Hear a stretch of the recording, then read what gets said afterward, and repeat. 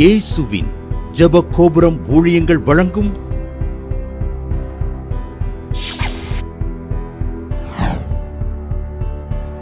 நம்பிக்கையிலே சந்தோஷமாயிருங்கள்.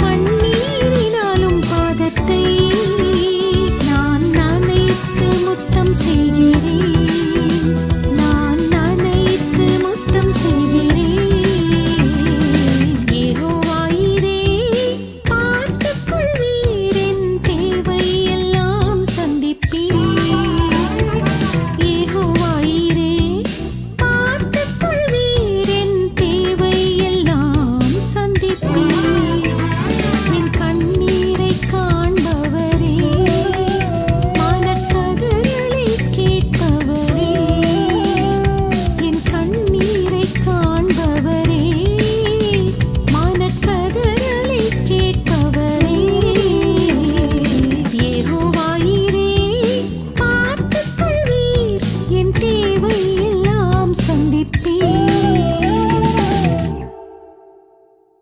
இந்திராங்கிறவங்க மதுரையிலேருந்து எழுதியிருக்காங்க.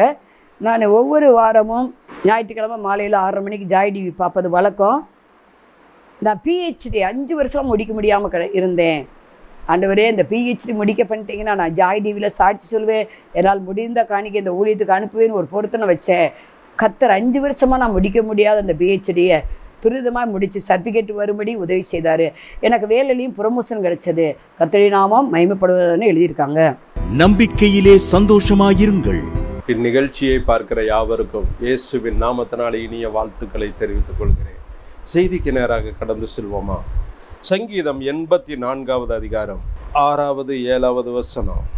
அழுகையின் பள்ளத்தாக்கை உருவ நடந்து அதை நீரூற்றாக்கி கொள்ளுகிறார்கள்.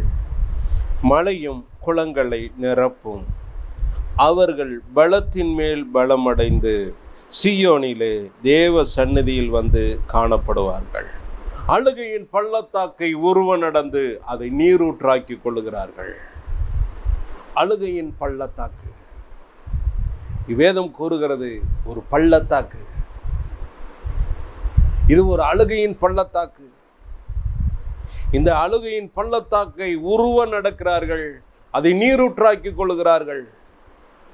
மழையும் அந்த பள்ளத்தாக்கிலே விழுந்து குளங்களை நிரப்புகிறது. ஆனால் தேவ பிள்ளைகளாகி அவர்களோ, அதன் வழியாய் நடந்து வந்த அவர்களோ, அந்த அழுகையின் பள்ளத்தாக்கின் வழியாய் நடந்து வந்தவர்கள் அவர்களோ, அவர்கள் பலத்தின் மேல் பலன் கொண்டு சீயோனிலே தேவ சமூகத்தில் வந்து காணப்படுவார்கள்னு நம்ம பார்க்கிறோம். நன்றாய் கவனிங்க. அழுகை என்பது மிகவும் பலவீனப்படுத்தும் ஒரு காரியம். நன்றாய் கவனிங்க. நிறைய பேருடைய வாழ்க்கையில, வேதத்தில் நிறைய பேருடைய கண்ணீரை நம்ம பார்க்கிறோம். அவங்களுடைய அழுகையெல்லாம் பிற்காலத்தில் களிப்பாய் ஆண்டவர் மாற பண்ணினா. ஆகாரனுடைய கண்ணீர் பாருங்க, அந்த அழுகை பயங்கரமான அழுகை. பிள்ளை சாகிறத பார்க்க கூடாதுன்னு சொல்லி ஒரு 50 பாயின் தூரத்துல போய் உட்கார்ந்து அழுகிறா, கதறி அழுகிறா. ஆண்டவர் கண்ணீரை காண்கிற தெய்வம். ஏன் என் வாழ்க்கையில அழுகையா வருது? ஏன் போராட்டத்தின் மேல் போராட்டமா வருது? ஏன் நெருக்கத்தின் மேல் நெருக்கமா வருது? ஏன் உபத்திரவத்தின் மேல உபத்திரவமா என் வாழ்க்கையில வருது? சின்ன வயசுல இருந்து நான் பாடுகளை பட்டுக்கொண்டே தானே இருக்கிறேன். சின்ன வயசுல இருந்து நான் கண்ணீர் விட்டுக்கிட்டு தான் இருக்கிறேன். இன்னைக்கும் அது ஓயலையே. இந்த கண்ணீரின் வாழ்க்கை என்னைக்கு ஓயும்? நல்லா கவனிங்க. அழுகையின் பள்ளத்தாக்குல நீங்க நிக்கிறீங்களா? இன்னைக்கு ஆண்டவர் பேசுகிற வார்த்தையை நீங்க கவனித்து கேளுங்க. தேவ மனுஷனாகிய தாவீதினுடைய நாட்கள்ல ஒரு காரியம் நடந்தது. 1 சாமுவேல் 30வது அதிகாரம் 6வது வசனத்தில் நாம் வாசித்தோமானா, தாவீது மிகவும் நெருக்கப்பட்டான். ஒரு நெருக்குதல் உண்டாகிறது. என்ன நெருக்குதல்? அமலேக்கியர் வருகிறார்கள். தாவீது இருந்த பாளையத்தில் இருந்த தன்னுடைய மனைவி, பிள்ளைகள், ஆடு மாடுகள் அத்தனையையும், தாவீதோடு கூட இருந்தவர்களுடைய அத்தனையும் அமலேக்கியர் சுதந்தரித்து கொண்டு போயிட்டாங்க, கொள்ளையாடி கொண்டு போயிட்டாங்க.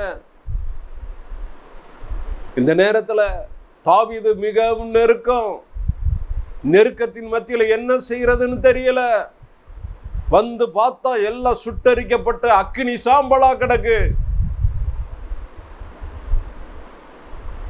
பயங்கரமான ஒரு சூழ்நிலை. எல்லாத்தையும் இழந்து போன ஒரு சூழ்நிலை. அப்பொழுது என்ன நடந்தது? மிகவும் நெருக்கப்பட்டான். சகல ஜனங்களும் தங்கள் குமாரர் குமாரத்திகளின் நிமித்த மன கிளேசமானதினால் அவனை கல்லறிய வேண்டும் என்று சொல்லி கொண்டார்கள். சுத்தி இருக்கிறவங்க எல்லாம் பேசுறாங்க, இந்த தாவீதால தானே நமக்கு இப்படி ஆச்சு, தாவீதை நம்பி போனோமே, இன்னைக்கு தாவீதை நம்பி போனதுனால தானே நமக்கு இந்த நிலைமை. சுத்தி இருக்கிற ஜனங்கள் எல்லாம் பாருங்க, கல்லெறிஞ்சு கொல்ற அளவுக்கு துணிய ஆரம்பிச்சிட்டாங்க.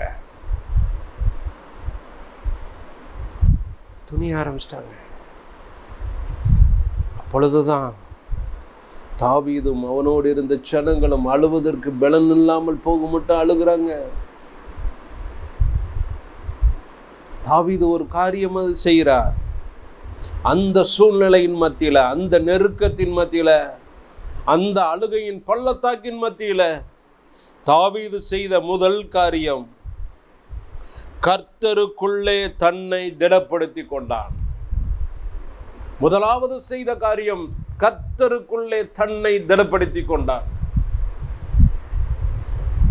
இன்னைக்கு நம்முடைய வாழ்க்கையில எந்த ஒரு அழுகையின் பள்ளத்தாக்கு வந்தாலும் செஞ்சாலும் நன்றாய் கவனிங்க, இது நமக்கு நிரந்தரம் இல்லை. இந்த கண்ணீர் நமக்கு நிரந்தரம் இல்லை. இந்த அழுகையின் பள்ளத்தாக்கு நமக்கு நிரந்தரம் இல்லை. தாவீது அதை உணர்ந்துதான் கர்த்தருக்குள்ளே தன்னை திடப்படுத்துகிறார். இன்னைக்கு தேவ பிள்ளைகளாகிய நமக்கு ஆண்டவர் கொடுக்கிற ஆலோசனை இதுதான். இந்த அழுகையின் பள்ளத்தாக்குல நம்மளை திடப்படுத்த கற்றுக்கொள்ளணும். ஏன்னா நம்ம வேறு பிரிக்கப்பட்ட ஜனம். உங்களையும் என்னையும் கொண்டு ஆண்டவர் பெரிய காரியத்தை செய்ய விரும்புகிறார். இந்த அழுகையின் பள்ளத்தாக்கு நிரந்தரம் இல்லை. எத்தனையோ பேர் இந்த அழுகையின் பள்ளத்தாக்குல நடந்திருக்கிறாங்க. நடந்தவர்கள் எல்லாம் கடைசியில முடியும் போது அவங்களுடைய வாழ்க்கை மகிமையாய் காணப்படுகிறது. ஆகாரின் கண்ணீரை ஆண்டவர் கண்டார். பிள்ளையின் அழுகுரலை கேட்டார். இந்த கண்ணீர் நிமித்தம் பாருங்க, அந்த அழுகையின் பள்ளத்தாக்குல பிள்ளையை ஆசீர்வதிக்கிறார். இருந்த இடத்தை ஆசீர்வதிக்கிறார். அவங்க பெரிய ஜனமா பெருக ஆரம்பிக்கிறாங்க. ஆசீர்வதிக்கப்பட்ட ஜனமா மாறுறாங்க.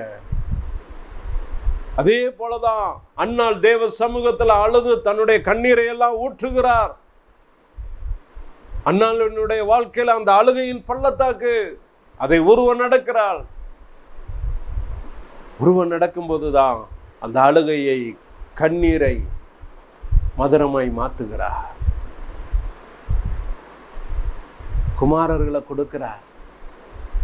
அழகான ஒரு தீர்க்கதரிசி, சாமுவேல் என்கிற அழகான ஒரு தீர்க்கதரிசிய வகுத்துல சுமக்கும்படி கிருபை ஆண்டவர் கொடுக்கிறார். நல்லா கவனிங்க.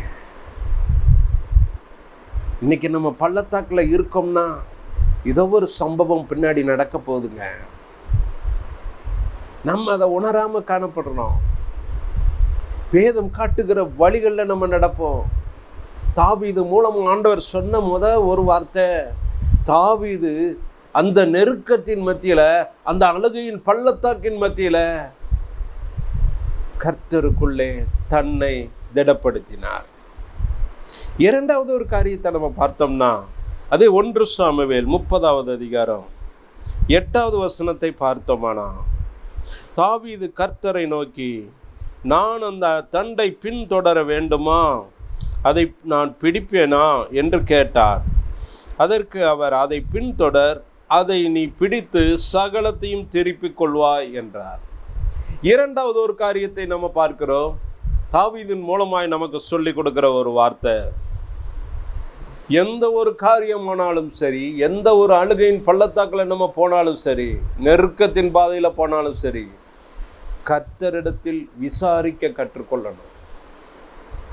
இங்க தாவீது ஆண்டவரிடத்துல விசாரிக்கிறார். முதலாவது நம்ம பார்த்தோம், கர்த்தருக்குள்ளே தன்னை திடப்படுத்துகிறார்.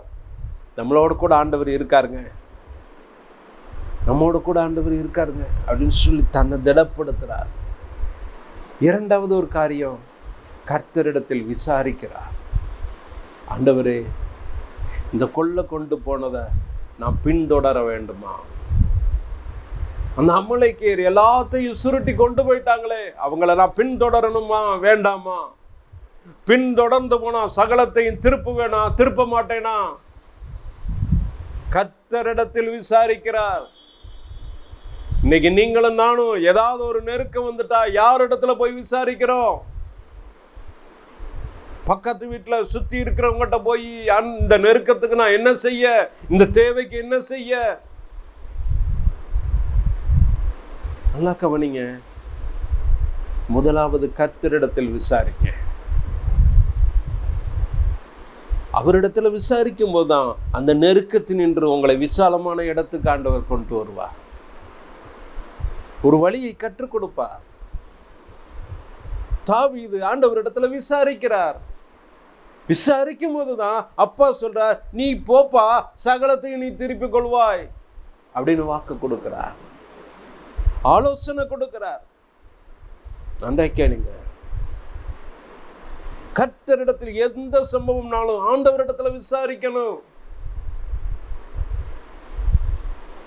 அதிகாலையில முழங்கால் போடுங்க, தெய்வ சமூகத்துல காத்துருங்க, கேளுங்க.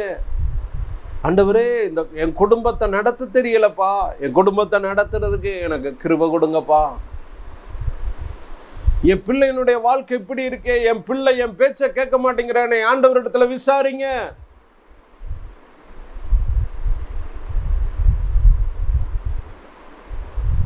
திருமணமான என் பிள்ளைகளுடைய வாழ்க்கையில இந்த மாதிரி போராட்டங்கள்லாம் காணப்படுதே, ஆண்டவரிடத்துல விசாரிங்க. ஆண்டவரிடத்துல விசாரிங்க. நீங்க விசாரிக்கும் போதுதான் அதுக்குரிய ஆன்சர் உங்களுக்கு கிடைக்கும். நீங்க விசாரிக்காம எல்லாருக்கும் நடக்கிறது போலதானே நடக்குதுன்னு நீங்க இருந்தீங்கன்னா உங்களுக்கு ஆன்சரே கிடைக்காது. தாவீது ஆண்டவரிடத்துல விசாரிக்கிறார். அடுத்த ஒரு காரியத்தை நம்ம பார்க்கிறோம். அதே 1 சாமுவேல் 30வது அதிகாரம் 11வது வசனத்துல இருந்து வாசித்தோமானா, ஒரு எகிப்தியனை பார்க்குறாங்க. ஆண்டவர் ஒரு வழி நடத்துதல் காட்டுகிறார். இவங்க போய்கிட்டு இருக்கும் போது பார்த்தீங்கன்னா, ஒரு எகிப்தியன் அவன் வெளியில விழுந்து கிடக்கிறான், சாப்பிட ஆகாரம் இல்லாம. நல்லா கவனிங்க. அவனை கூப்பிட்டு கொண்டு வராங்க. கொண்டு வந்த உடனே அவனுக்கு அப்பம் கொடுத்து, அவனுக்கு திராட்சை பழங்களை கொடுத்து சாப்பிட வச்சு, அவனை கொஞ்சம் நல்ல புஷ்டியாக்கி, அதுக்கப்புறமேல அவனுடைய ரகசியத்தை கேட்குறாங்க. எப்பா, எந்த பக்கம் போனாங்க, நீ யாரு? அவன் சொல்றான், ஐயா, என்னுடைய எஜமா, நாங்கள் தான் இந்த பட்டணத்துக்கெல்லாம் வந்தோம், இந்த பட்டணத்தில் இருக்கிறதெல்லாம் கொள்ளையாடி கொண்டு போனோம். எங்க ராஜா, அமலேக்கே ராஜா எங்களோட கூட வந்தாரு, எல்லாத்தையும் கொண்டு போனோம். போகும்போது என்னாச்சுன்னா, என் எஜமா, நான் ஒரு நோய்வாய்ப்பட்டிருக்கிறேன், என்னால நான் பலவீனமான பாத்திரம்னு சொல்லி என்னை இங்கேயே விட்டுட்டு போயிட்டாருங்கய்யா. நல்லா கவனிங்க. விட்டுட்டு போயிட்டாரு. நான் வியாதிப்பட்டதுனால என்ன கைவிட்டாரு. நல்லா கவனிங்க. உலக எஜமான்கள் இப்படித்தான், உலகம் இப்படித்தான் நம்மளை கைவிடும். உங்களையும் என்னையும் கைவிடாத தெய்வம் ஒருத்தர் இருக்கிறாரு. அவன் வந்து சொல்றான், என்னை கைவிட்டு போயிட்டாங்கப்பா. சொன்ன உடனே தாவீது அவனை நோக்கி கேட்கிறாரு, எப்பா, அவங்க எந்த பக்கம் போனாங்கன்னு தெரியும்ல, அவங்க கிட்ட என்ன கொண்டு போய் விடுப்பா அப்படின்னு சொல்லி கேட்கிறான். கேட்கும்போது அவன் சொல்றான், நீங்க என்ன கொன்று போட மாட்டீங்கன்னு எனக்கு ஒரு சத்தியம் பண்ணி கொடுங்க, நாங்க உன்னை கொல்ல மாட்டோம்ப்பா. நல்லா கவனிங்க. ஆண்டவர் கொடுக்கிற பாதை, அவருடைய பாதை வித்தியாசமா இருக்கும். அதனாலதான் இதைத்தான் சிம்சோன் அழகா ஒரு வார்த்தை சொல்றார், பட்சிக்கிறவனிடத்திலிருந்து பட்சணமும் பலவானிடத்திலிருந்து மதுரமும் புறப்பட்டு வந்தது. நல்லா கவனிங்க. பட்சிக்கிறவனிடத்திலிருந்து பட்சணம், அந்த பழமொழி விடுகதையை சொல்லுகிறார். அந்த வார்த்தையின் அர்த்தம் இதுதான். பட்சிக்கிறவன் தான். அமலேக்கியர் குரூப் எல்லாத்தையும் பட்சித்துட்டு போனவங்க தான். ஆனா பட்சிக்கிறவனிடத்திலிருந்து ஒரு பட்சணமாக ஒரு மனுஷனை கொண்டு வர்றார், ஒரு எகிப்தியனை. இவன் கொண்டு போறான், கூட்டு போறான்.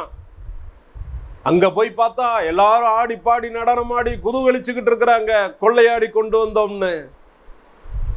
சுத்தி வளைச்சு அத்தனையும் ஆண்டவர் சுதந்திரிக்க பண்ணுகிறார் தாவீதை. நல்லா கவனிங்க.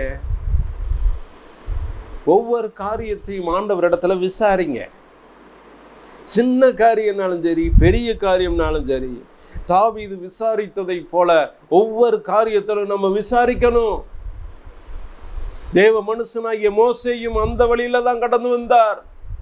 ஒவ்வொரு நேரமும் விசாரிப்பார். ஆண்டவரே, நான் என்ன செய்ய, நான் என்னப்பா செய்ய? செங்கடலுக்கு முன்னாடி நின்னாச்சு, என்னப்பா செய்ய? எப்பா உன் கையில இருக்கிற கோலை ஓங்குப்பா. நல்லா கவனிங்க, கோல் என்பது தேவனுடைய வார்த்தை. கோலை ஓங்குப்பா. உடனே பாருங்க, சமுத்திரம் 2ஆ பிரியுது.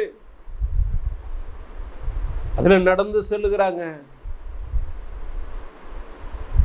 ஒவ்வொரு தேவ பிள்ளைகளும் பாருங்க, ஆண்டவரிடத்துல விசாரித்து விசாரித்து விசாரித்து நடக்க பழகுறாங்க. ஒவ்வொன்றுக்கும் விசாரிக்கிறார். எப்பா, ஜனங்கள் ரொம்ப முறுமுறுக்கிறாங்கப்பா, இறைச்சி வேணும் இறைச்சி வேணும்னு கேட்குறாங்கப்பா. இவ்வளவு ஜனத்துக்கு நான் இறைச்சி கொடுக்க நான் என்னப்பா செய்யறது? இந்த கடலில் உள்ள அத்தனை மச்சங்களையும் கொண்டு வந்தாலும் இவங்களுக்கு காணாதே. மோசே தேவனிடத்துல விசாரித்தார். ஆண்டவர் உடனே சொல்றார், எப்பா, காடைகளை கொண்டு நான் போசிக்க போறேன். கீழ்காட்ட அனுப்புறார். காடைகள் வந்து குமியுது. நல்லா கவனிங்க, ஒவ்வொரு காரியத்திலையும் மோசே விசாரித்தார். தண்ணி இல்லை தண்ணி இல்லைங்கிறாங்க. எப்பா, நீ வாப்பா, அந்த கண்மலையை பார்த்து பேசுப்பா, அது தன்னிடத்தில் உள்ள தண்ணீரை கொடுக்கும்ன்றார். எல்லா காரியத்திலையும் விசாரிக்கிறார். திடீர்னு ஒரு இடத்துல போறாங்க, தண்ணியை குடிக்கணும்னு அள்ளி குடிக்க போறாங்க. அது கசப்பான தண்ணியா இருக்குது. உடனே மோசேட்ட வந்து முறுமுறுக்கிறாங்க, வாதாடுறாங்க. மோசே ஆண்டவரிடத்துல விசாரிக்கிறாரு, என்னப்பா செய்ய? பக்கத்தில் இருக்கிற அந்த குப்பை வெட்டி உள்ள போடுப்பா. போட்ட உடனே அது மதுரமாய் மாறுகிறது.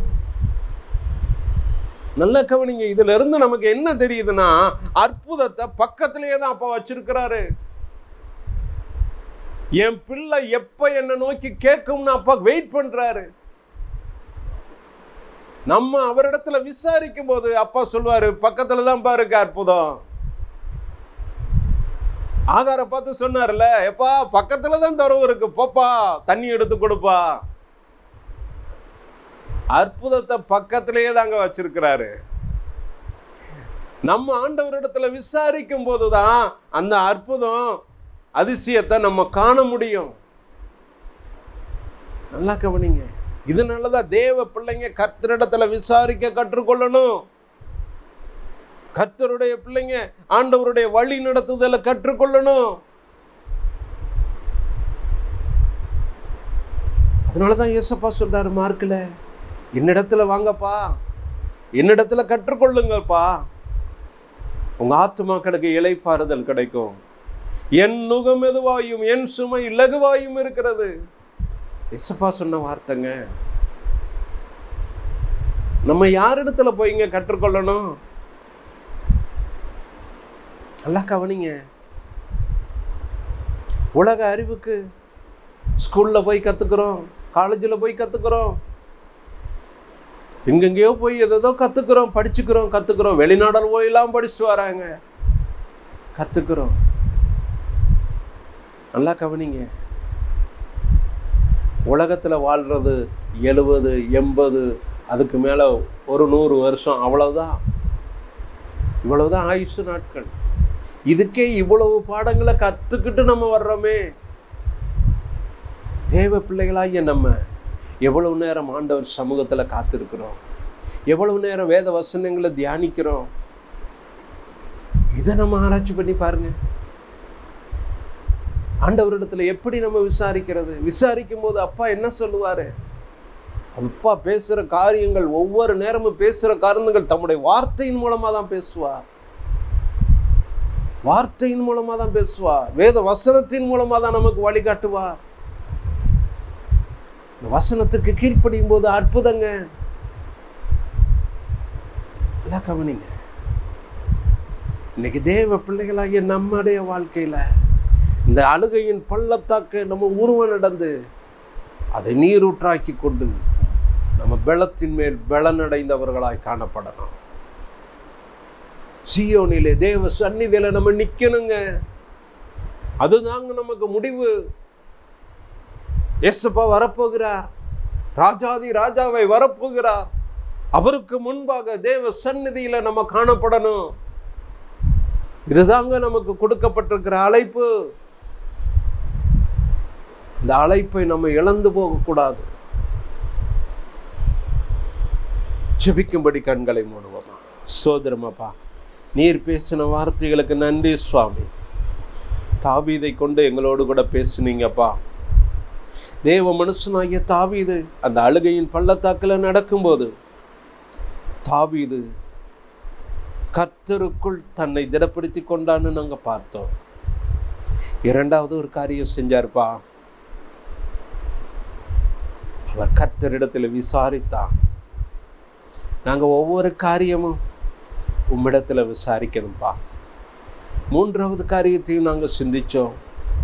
உம்முடைய வழி நடத்துதலின்படி தாவீது பின்தொடர்ந்தார்னு பார்க்கிறோம். தகப்பனே, உமக்கு நன்றி சுவாமி. நன்றி அப்பா. இதை போல உம்முடைய வழி நடத்துதலின்படி நாங்கள் செல்ல கிருபை கொடுக்கப்பா. உம்முடைய கரத்தில் ஒப்பு கொடுக்கிறோம். நீங்கள் பேசின வார்த்தைகளுக்கு நன்றி செலுத்துகிறோம்.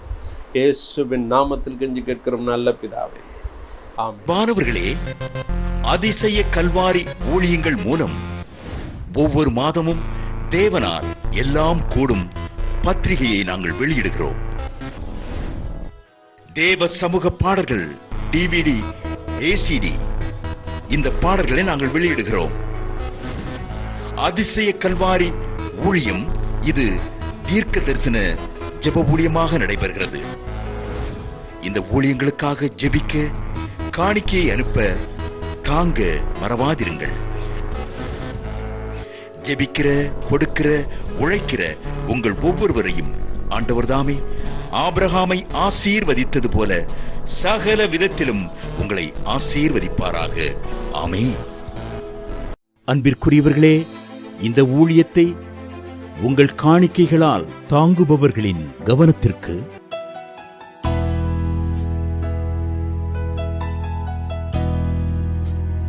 ஜிபே மூலமாகவும் நீங்கள் தாங்கும்படி உங்களை பட்சமாய் கேட்டுக்கொள்கிறோம். எங்களுடைய ஜிபே எண்ணானது 9443308050.